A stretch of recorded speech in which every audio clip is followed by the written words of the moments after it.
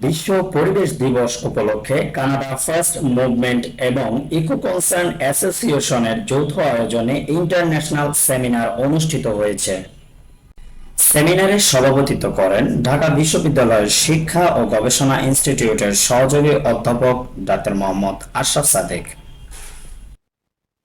প্রধান অতিথির বক্তব্য রাখেন ফ্রান্সের রাজনৈতিক বিষয় ও সহযোগিতা বিষয়ক রাষ্ট্রদূত মিসেস ফাদোয়া আব্দেল মাওলা। মূল প্রবন্ধ উপস্থাপন করেন কানাডা ফার্স্ট মুভমেন্টের প্রধান নির্বাহী কর্মকর্তা জহুরুল হক।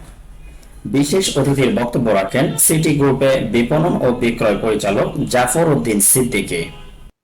বক্তব্য রাখেন ইকো কনসার্ন অ্যাসোসিয়েশনের প্রধান নির্বাহী সাইফুর রহমান, লুমিনাস ওয়ার্ল্ড লিমিটেডের vice chairman Shamim Ahmed, Bangabandhu Sheikh Mujibur Rahman medical বিশ্ববিদ্যালয়ের আইন ও সম্পদ বিষয়ের বিভাগের সহকারী পরিচালক তানিয়া আক্তার কিয়া।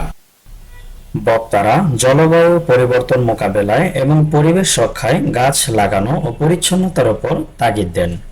Comprehensive policies to reduce greenhouse gas emission, promote renewable energies, and enhance energy efficiency.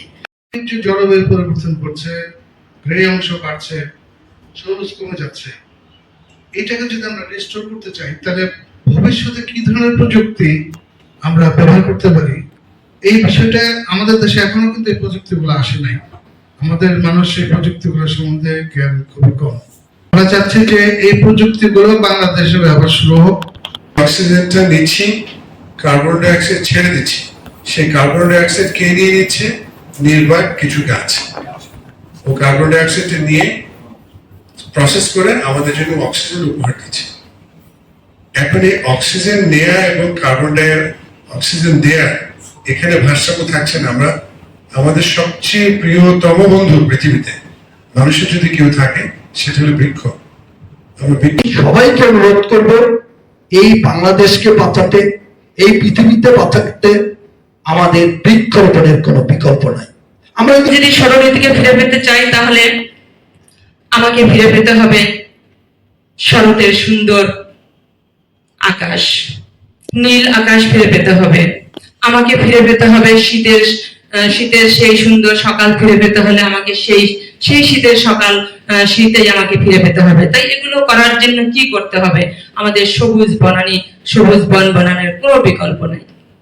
গাছ লাগাতে হবে, একটি মেজাজ মাত্র, একটি কাজ, যে হ্যাঁ আমার জায়গা আছে বা আমার সুযোগ আছে, সময় আছে, একটা গাছ কেনার আমার পয়সা আছে, সুতরাং ছোটখাটো যাই হোক একটা গাছ লাগানো।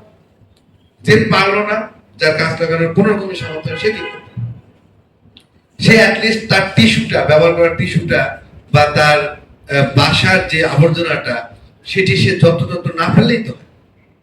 মূল যে স্লোগানটা সেটা হলো যে মাটি বাঁচান, কৃষি বাঁচান, দেশ বাঁচান। আসলে মাটি আজ পলিউটেড, দূষিত। মাটির মধ্যে যদি বলে, আমাদের স্পেশাল বলে গেছেন, মাটি এখন অপুষ্টিতে ভুগছে, মাটির মধ্যে রয়েছে প্রচুর ঘাটতি। আলহামদুলিল্লাহ। অনুষ্ঠানটি উপস্থাপনা করেন ফয়জা করিম এবং অনুষ্ঠান শেষে সিনেমা প্রদর্শন করা হয়।